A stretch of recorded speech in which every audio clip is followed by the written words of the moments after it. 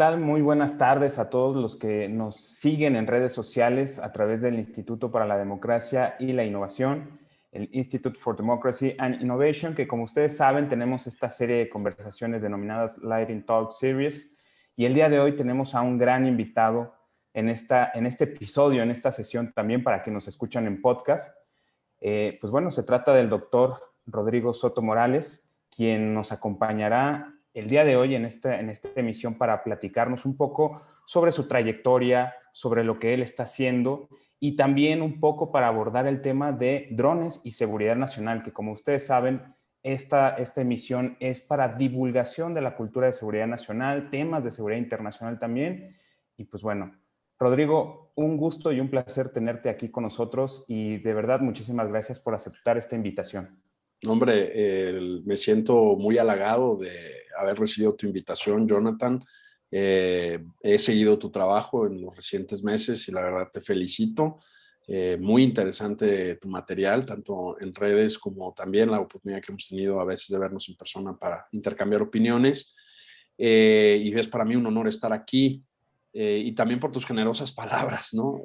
Yo la verdad es que la vida siempre lo va llevando a uno. Hombre, uno también busca lo que le gusta, sus aficiones. Yo soy de esos que creen en lo que dice ahora la cultura millennial, en la ley de la atracción, ¿no? O sea, yo creo que si buscas un poquito lo que te gusta, aunque es una frase muy romántica, acabas de alguna manera conectando con aquello que te gusta y eso es lo que ha pasado a mí en mi transcurso de vida profesional. Yo me gradué como abogado o licenciado en Derecho de la Universidad Panamericana, pues ya hace 21 años. Soy generación 2000.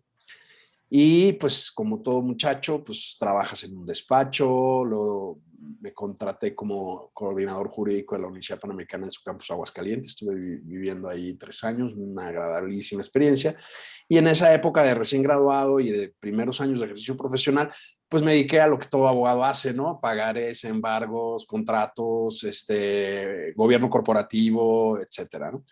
Y en ese inter siempre estuve con la inquietud de ir a estudiar al extranjero, como nos pasa a muchos recién graduados, ¿no? Y una materia que no tenía que ver con el derecho, pero que siempre me dio muchísima curiosidad, era la filosofía, ¿no? Yo leía libros de filosofía del derecho, tuve la fortuna de que me diera la clase de filosofía del derecho el doctor Efraín González Luna Morfín, uno de los hijos de los fundadores del Partido de Acción Nacional y que después fue candidato a la presidencia contra Luis Echeverría Álvarez. Es un gran intelectual, un gran pensador, un gran tomista, un gran seguidor de Aristóteles y su clase me sembró muchísimas inquietudes. Yo seguí leyendo filosofía por mi cuenta y salió la oportunidad de irme al extranjero a hacer la licenciatura y el doctorado en filosofía.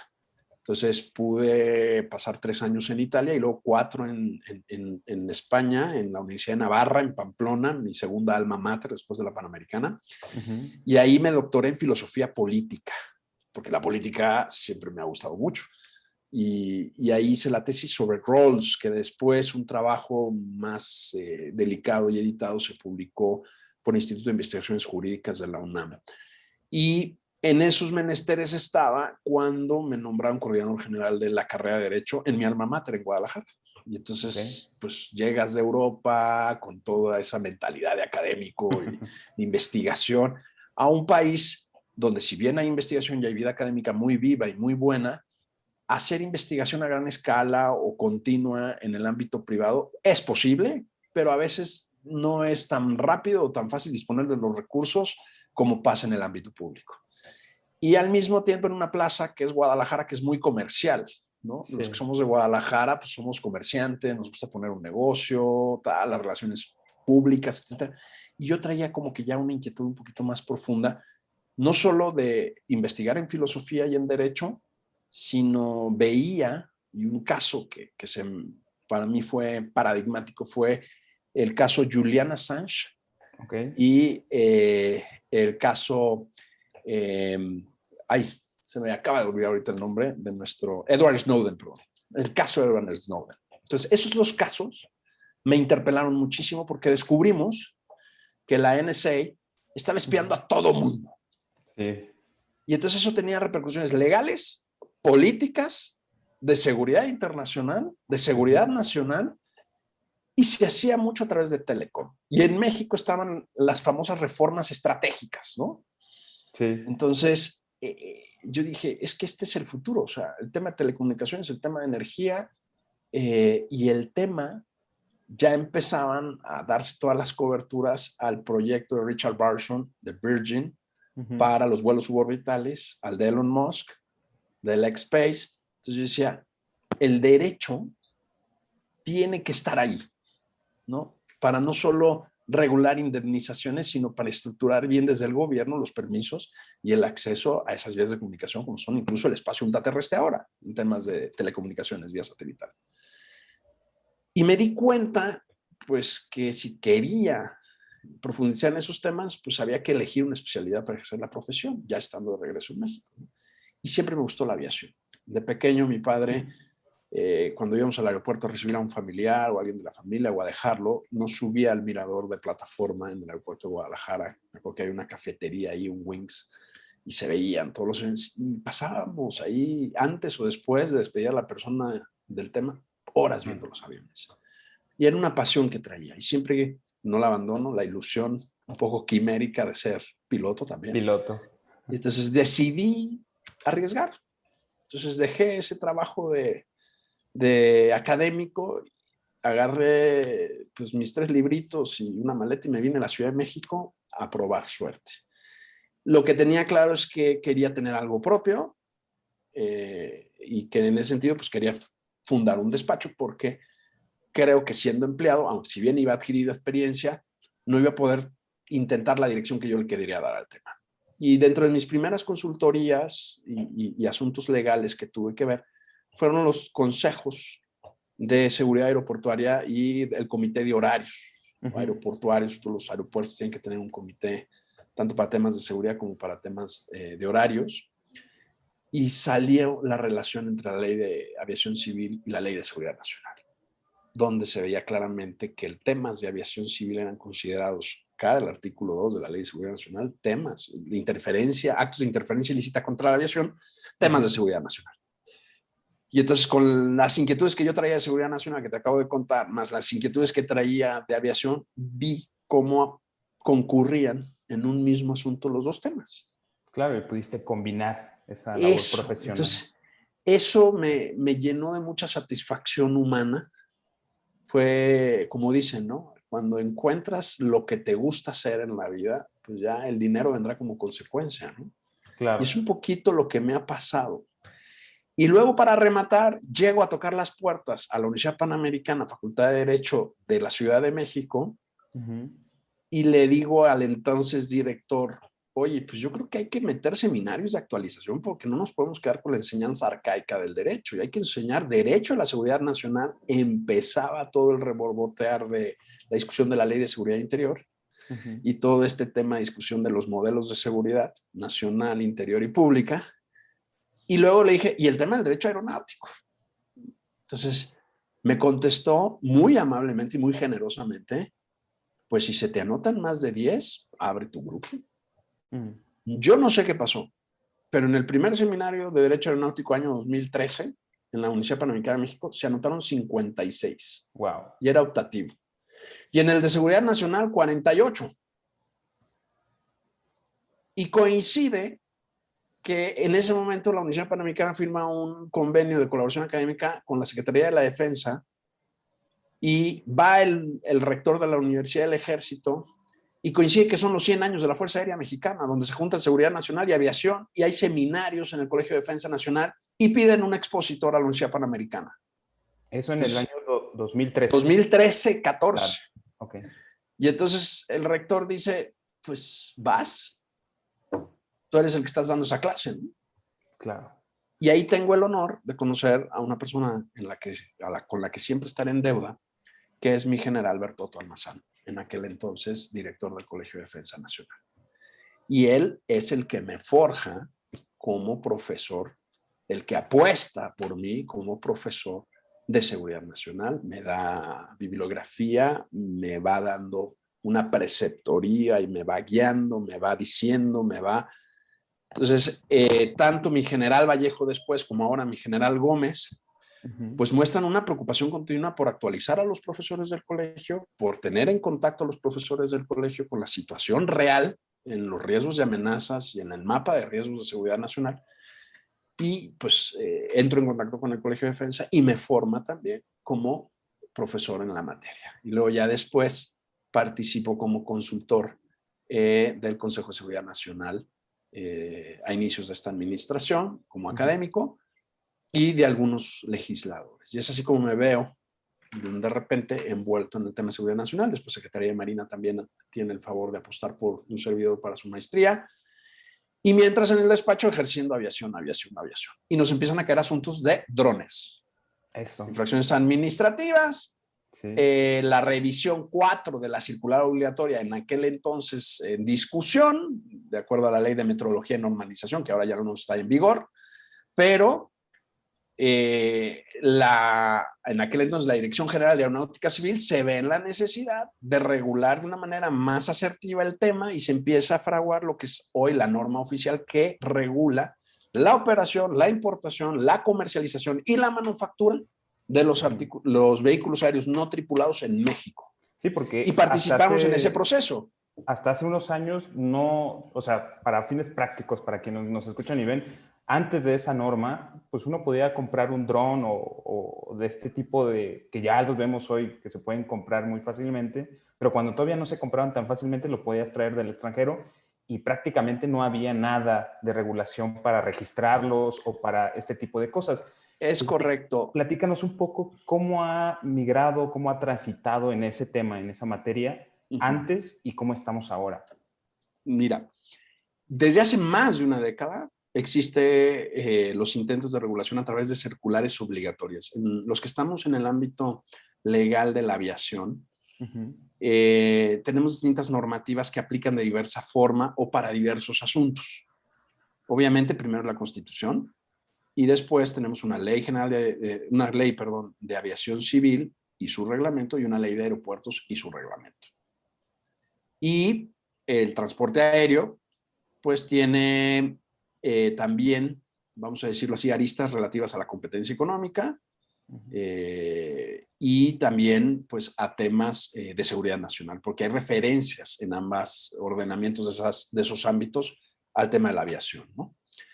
Y los drones estaban reguladas no a nivel de ley, sino a nivel de circular obligatoria, pero desde el punto de vista del derecho administrativo, una circular obligatoria es un mandato que le da un funcionario a personal interno o de menor jerarquía para ejecutar sus funciones de determinada manera. Entonces no era la forma idónea por técnica jurídica de tener regulado el tema. Ahora lo que tenemos es una norma oficial que según en aquel entonces fue expedida bajo el régimen todavía de la ley de metrología y normalización. Ahorita tenemos ya una ley de infraestructura de la calidad que sustituye en ese sentido a la ley de metrología y normalización. Y una norma oficial lo que busca es asegurar ciertos estándares técnicos para una actividad, bien o servicio, ya sea de manufactura, de prestación de ejecución o de componentes para la fabricación, por explicarlo mal y rápido, ¿no?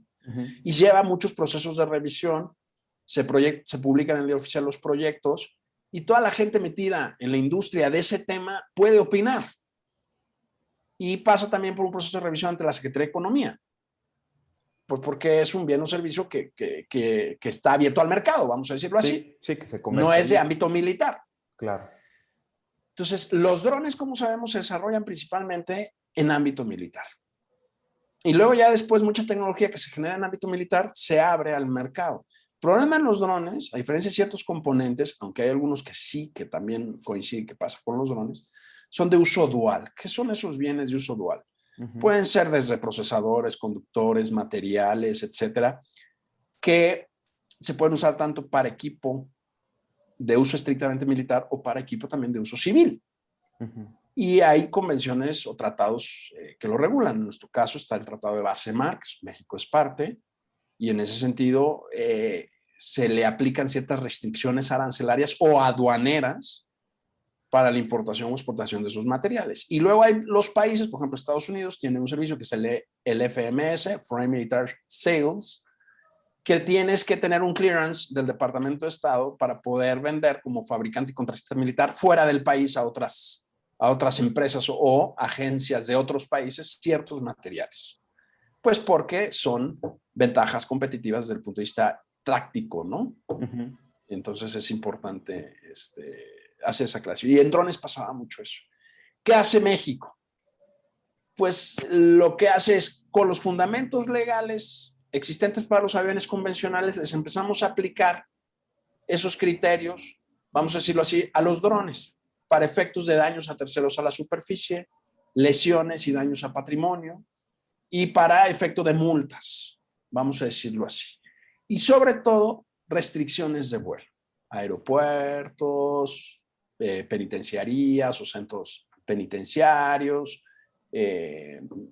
lugares o con lo que se conoce como instalaciones estratégicas, refinerías, plantas de electricidad, etcétera, ¿no? Uh-huh. Termoeléctricas. Y entonces, desde toda la vida, en muchos países, porque esto se regula así en la aviación internacional a través del Convenio de Chicago y sus anexos técnicos, pues cada año se publica y se va actualizando constantemente lo que se conoce como el PIA o la Publicación Aeronáutica Internacional. Cada país dice cuáles son las reglas de vuelo en su espacio aéreo. Y entonces en esas publicaciones venían las restricciones. Entonces los pilotos pueden checar qué restricciones de vuelo hay, sean privados o sean comerciales, en cierto espacio aéreo, en una región aérea dentro de nuestro país. Y eso pasaba con los drones, que se le ponían unas limitaciones y requerimientos para la operación a los drones, pero con base en una circular obligatoria. E insisto, técnicamente era desacertado. El paso se da en octubre de 2019, todavía siendo Dirección de Aeronáutica Civil dependiente de la SCT, porque ahora la Autoridad de Aviación es un desconcentrado dependiente de la SCT, que se llama Agencia Federal de Aeronáutica Civil, alias AFAC, cuyo actual director es el general Manuel Rodríguez Munguía, excomandante general de la Fuerza Aérea de la Administración Peña Nieto, y también ya se nombró para el centro de capacitación a otro general retirado de la Fuerza Aérea. Tal parece que por vía de los hechos están llegando otra vez los militares ahora a una autoridad de una actividad de corazón y de espíritu civil. Okay. Bueno, pues esperemos estos señores puedan entender con la flexibilidad y la visión de negocio que requiere un mercado, cómo es el negocio de la aviación civil, ¿no? Para no centrarse únicamente en el tema de seguridad de la aviación. Entonces, los drones, efectivamente, se han venido, vamos a decirlo así, como hongos en la pradera, nos han crecido, y podríamos tener una norma mejor de la que tenemos. Sí, la norma que tenemos no es mala. Es una mejora de un ejercicio de más de una década que creo que ya contiene los estándares mínimos y que le da las herramientas legales a las autoridades para poder regular y sancionar el mal uso de los drones. ¿Cuál es el verdadero problema, Jonathan? Que el dron es un equipo tecnológico. Yo tengo un dicho muy sencillo: la tecnología se controla con tecnología. No basta que tengas escrito en una ley que si haces esto te voy a hacer, sino que tienes que detectar que lo hiciste, comprobar que lo hiciste, tenerlo en el radar, poderlo controlar si va a ser un daño preventivamente. Para eso necesitas infraestructura tecnológica. Entonces, ese es el gran reto que tiene la autoridad o el Estado mexicano: integrar, porque lo fácil es decir, no, entonces no se puede y nadie huele. Entonces, los drones nos han traído una revolución y una baja de costos en inspecciones industriales, en inspecciones de infraestructura, en minería, en agricultura, en fotografía, en topografía, en geodésica, en búsqueda y rescate, en seguridad y monitoreo, en patrullaje. Y así me podría seguir dándote ejemplos, ¿no? Porque ¿qué es lo que hace el dron? Capta datos termográficos, fotográmetros, infrarrojos, topográficos, crea renders y modelos, abarata los costos de ejecución de obras, abarata los costos de optimización de uso de terreno para la agricultura, incluso para el pastoreo, para la vigilancia sustentable y ecológica de zonas de reserva, o sea, de parques nacionales. O sea, es increíble cómo facilitan un montón de actividades y además bajan los costos. Claro. Porque todos esos datos después se procesan, se clasifican con un software y entonces se convierten en información operable o información para la toma de decisiones. Para la toma de decisiones. El dron es la punta del iceberg, que solo tiene una posición privilegiada para captar una información, ya sea a través de sensor o a través de fotograma. Y ya de ahí procesas la información, la interpretas y tomas decisiones que te permiten, hombre, avanzar muchísimo en muchísimas actividades de muchos sectores. Entonces, la idea es apostar por los drones. ¿Que hay peligros de invasión de privacidad, de daños al patrimonio o de lesiones a la integridad física de las personas? Claro que sí. Pero para eso son las reglas de vuelo, para tener un vuelo seguro. Y esto es lo que la norma, junto con la Ley de Aviación Civil y su reglamento, de alguna manera envuelven legalmente. Ahora, ¿quién tiene que estar cuidando que los drones hagan lo que deben de hacer? Primero, el operador. Es un tema de cultura. Claro. Segundo, la autoridad primera respondiente, que habitualmente será una policía municipal o estatal. Que ese es y tercero, es un gran reto. Y tercero, la autoridad de aviación civil para poner las sanciones administrativas y dar parte a la autoridad competente si es que cabría la posibilidad de una sanción penal. Porque la autoridad de aviación que busca seguridad operacional, esa es su labor. Lo que tiene que hacer la autoridad de aviación en este país es promover la industria de la aviación, no inhibirla, pero en condiciones de vuelo seguro para todos, para los que vuelan y para los que están abajo de los que vuelan. Y en este no sé si me expliqué. Sí, y quisiera ahondar un poquito más en esta parte. ¿Cómo puede promover el Estado mexicano la industria de los drones? ¿Qué se necesitaría? Y yo lo he escuchado de diferentes, no solamente empresarios, sino también incluso de gobiernos estatales que ya tienen una base industrial pues considerable, como puede ser el Bajío, Jalisco, Guanajuato, Querétaro. ¿Cómo puede el Estado mexicano y sus autoridades, a través de sus diferentes instancias y el marco legal, promover y no inhibir la industria de los drones, que podría ser fundamental para nuevos desarrollos tecnológicos y sobre todo para el desarrollo nacional? Pues como siempre, primero ver dónde estamos parados desde el punto de vista del presupuesto. Porque lo primero que tienes que hacer es hacer una lista de necesidades, quizás tus más importantes y urgentes, luego tus importantes no urgentes para que las programes y hagas un plan de desarrollo a 50 años. La aviación no puede irse desplegando con improvisaciones. La aviación no da cabida a la chapuza, al alambrito.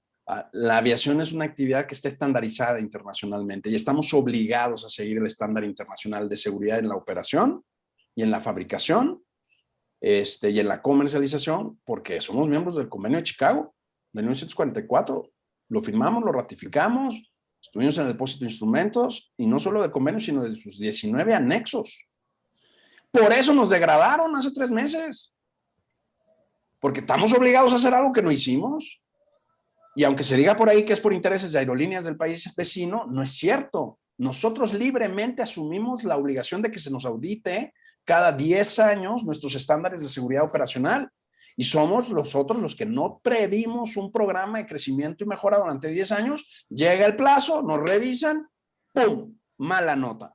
Claro. Entonces, más bien hay que empezar por reconocer la propia responsabilidad en vez de escurrir el bulto a otros y hacer un plan a 50 años, una lista de necesidades y con eso el dinerito necesario. Por supuesto. Dándonos cuenta que es una actividad que no solo beneficia a un sector de la población, beneficia a toda la población. La aviación, está comprobadísimo, económicamente derrama colateralmente a muchos otros sectores. No solo al turismo o a los negocios o a la logística.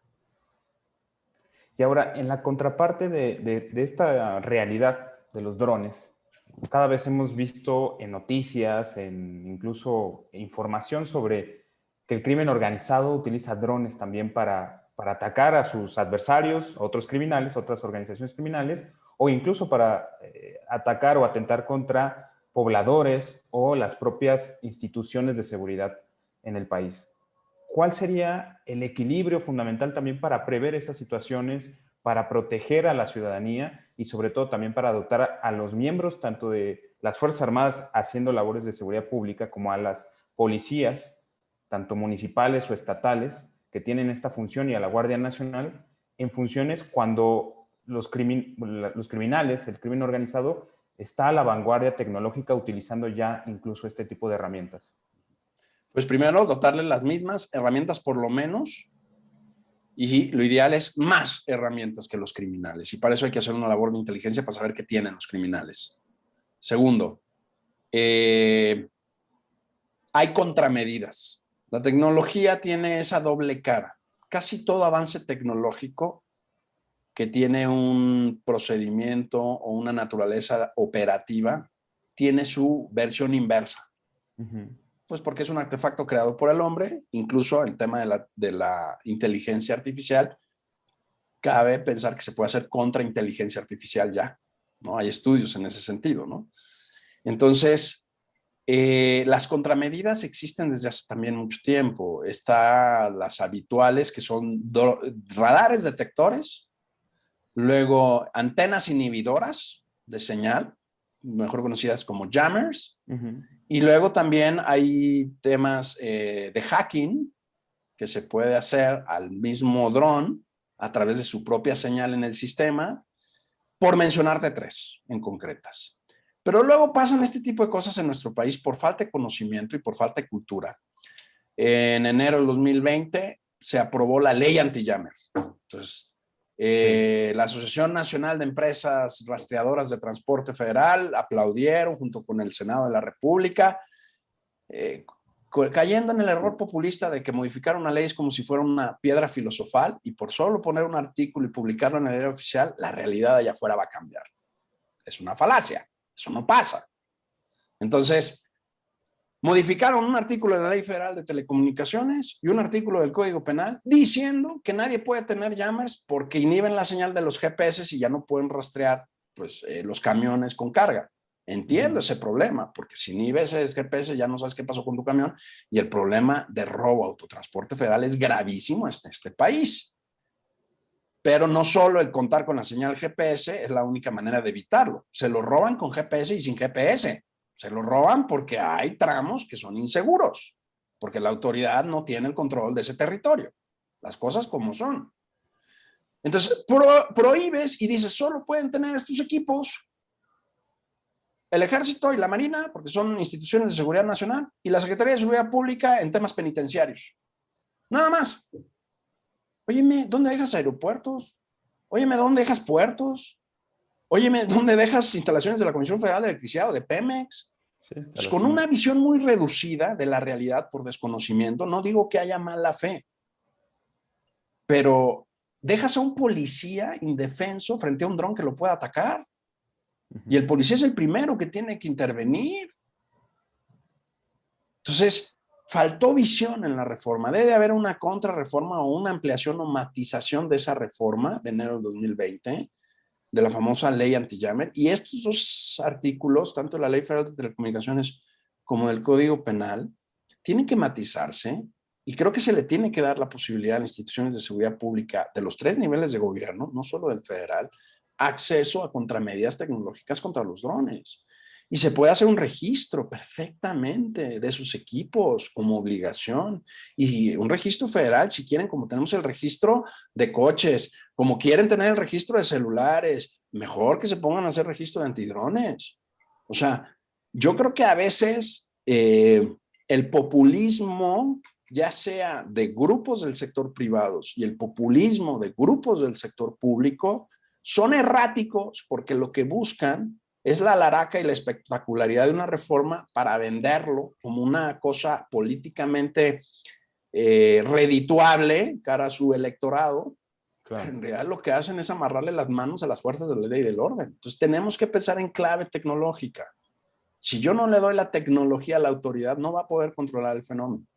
Y eso implica un plan de inversión a largo plazo. No andar reformando leyes. Sí, algo que es fundamental, y sobre todo estos fenómenos, cuando sucede este denominado populismo legislativo, por así decirlo, que luego encuentra cabida y encuentra apoyo de sectores de la población, como en este caso que acabas de mencionar, y muchas veces se debe a algo que también mencionaste, que es la falta de una cultura tecnológica en el país, es decir, de los alcances, de los límites que tiene la tecnología y que entonces también cómo la población puede conocer sobre estos alcances y límites para proporcionarle también a la autoridad, pues bueno, las herramientas necesarias para hacer sus funciones y no limitarlas. Y efectivamente, la realidad se ve, más bien la realidad supera muchas veces a la legislación y en la realidad, pues bueno, quienes no respetan de leyes y de normas, que son finalmente los criminales, pues bueno, a ellos les importará, como quien dice, un bledo esta legislación y lo van a seguir utilizando, pero quienes sí tienen que seguir los ordenamientos, el marco legal, que son las autoridades, los policías, las Fuerzas Armadas, pues bueno, a veces se encuentran en una camisa de fuerza frente a estas realidades y terminan siendo, pues bueno, vulneradas también para realizar su trabajo, sus funciones y que termina afectando a la población, a las empresas y a los propios negocios que impulsaron estas reformas. Correcto. Entonces, en esta parte de la cultura, sobre todo, de la promoción, en tu opinión, sobre todo en el ámbito aeronáutico y en el ámbito, pues bueno, de específico de los drones, ¿cómo verías tú o cómo sería posible fomentar y hacer más cercana esta realidad tecnológica para la población en general y específicamente para aquellos sectores que pueden estar ya involucrados en un mercado que puede ser muy redituable, que puede ser beneficioso para las diferentes industrias? ¿Cómo podríamos acercar ese tipo de Claro. información y cultura? Mira, ya tenemos casos de éxito que son análogos.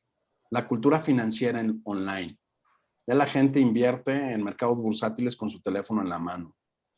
Tenemos el caso de la cultura, por ejemplo, antitabaquismo, ¿no? Es que es cuestión nada más de centrar, ¿no? Hay un gran movimiento antitabaquista, pero pues hay un gran movimiento pro cannabis en este país, que también se fuma, ¿no? Entonces, obviamente, pues los grupos que tienen un interés se mueven y lo promueven en ese sentido. La respuesta a lo mejor va a parecer simplista, pero creo yo que no lo es entender el fenómeno tanto en su ámbito tecnológico como en su ámbito regulatorio y, como decimos, de law enforcement, ¿no? De hacer cumplir la ley. La respuesta, por simplona que parezca, es la policía. El tema de drones, ¿quién es el que tiene el dron habitualmente? Un particular. Sí. Porque si el dron que estamos comentando es el dron que utiliza el ejército, el dron que utiliza la Guardia Nacional o el dron que utiliza la Marina, no entra en discusión, porque entran bajo operativos concretos, no es aviación civil, a lo mejor el de la Guardia Nacional sí, porque es un cuerpo civil, y lo único que tienen que hacer según la ley de aviación civil es coordinarse con los servicios a la navegación aérea para el tema de seguridad operacional y tráfico aéreo, pero no entran bajo estas especificaciones. La norma oficial es muy clara al respecto. O sea, aquí estamos hablando de drones civiles para uso privado y comercial y recreativo.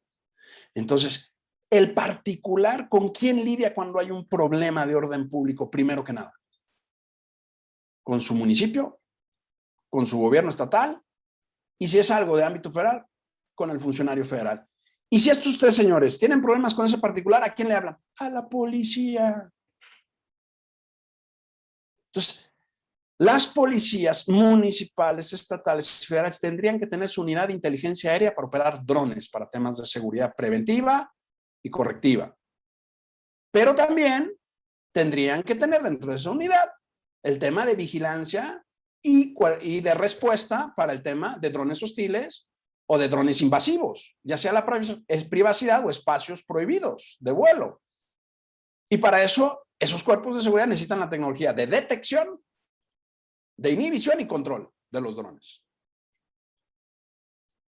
El problema es que ahora se cree que todo tiene que venir de la federación para abajo. No es cierto.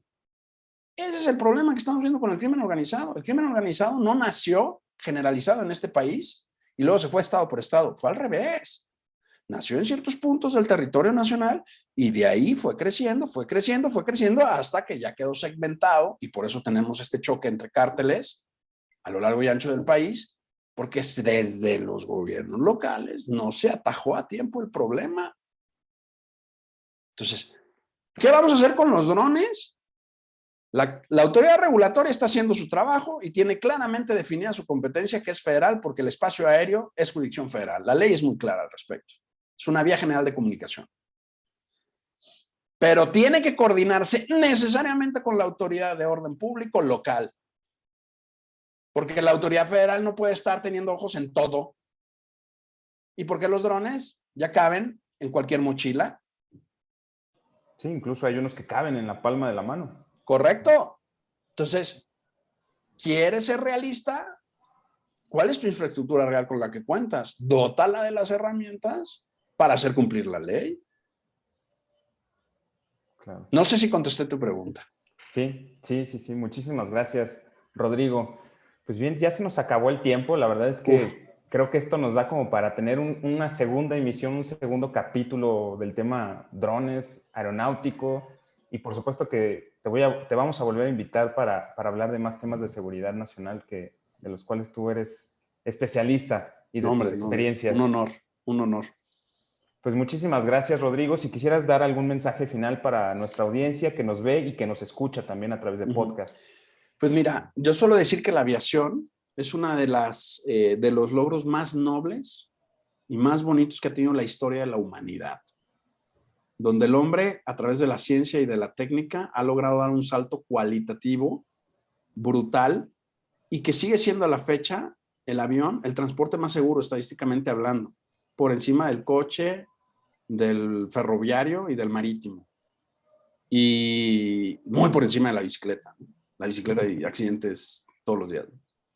Entonces, ¿qué quiero decir? Que es una actividad nobilísima de la humanidad y que podrá, a lo mejor va a sonar un poco de Julio Verne esta afirmación, pero podrá acabarse el planeta Tierra, pero la aviación o aerospace no se va a acabar. Tan es así que está el Perseverance en Marte. Sí. Entonces, no tendríamos odisea espacial si no hubiéramos tenido aviación. Eso te demuestra el impacto que va a tener en la historia de la humanidad esta actividad tan nobilísima. Por eso tenemos que promoverla de forma segura, dentro de una cultura de la legalidad y de la seguridad operacional. Y por eso tenemos que darle la importancia que se merece.